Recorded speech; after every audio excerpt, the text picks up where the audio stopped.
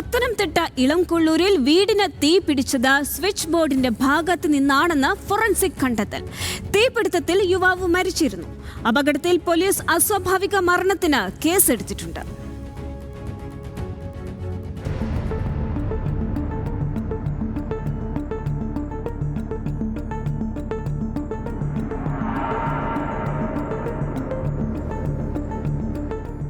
ഫോറൻസിക്കിന്റെ പരിശോധനയിലാണ് വീടിന് തീപിടിച്ചത് സ്വിച്ച് ബോർഡിന്റെ ഭാഗത്തു നിന്നാണെന്ന് കണ്ടെത്തിയത്. കൂടുതൽ വ്യക്തത വരുത്താൻ ഇലക്ട്രിക്കൽ ഇൻസ്പെക്ടറേറ്റ് ഉദ്യോഗസ്ഥർ നാളെ സ്ഥലം പരിശോധിക്കും. ഇന്നലെ രാത്രി 8:30യോടെയായിരുന്നു തീപിടുത്തമുണ്ടായത്. മഹേഷിന്റെ മുറിയിൽ നിന്നാണ് തീ പടർന്നതെന്ന് അമ്മ വനജ മൊഴി നൽകിയിരുന്നു. ഇതോടെയാണ് പോലീസ് അസ്വാഭാവിക മരണത്തിന് കേസെടുത്തത്.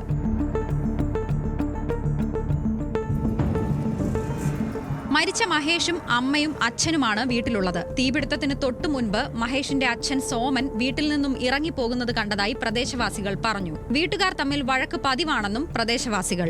അവര് എന്നും വഴക്കുണ്ടാവുന്നു. വെള്ളം അടിച്ച് വെള്ളം ചെന്ന് കഴിഞ്ഞ് വെള്ളമാ ആ പെണ്ണുപിള്ളെ തന്തയും മോനും വെള്ളം അടിച്ച് ചെന്നും വഴക്കാം. പോസ്റ്റ്മോർട്ടം നടപടികൾക്ക് ശേഷം മഹേഷിന്റെ മൃതദേഹം മോർച്ചറിയിലേക്ക് മാറ്റി. സംസ്കാരം നാളെ 10 മണിക്ക് കോന്നി ചിറ്റൂർമുക്കിലെ വീട്ടിൽ നടക്കും.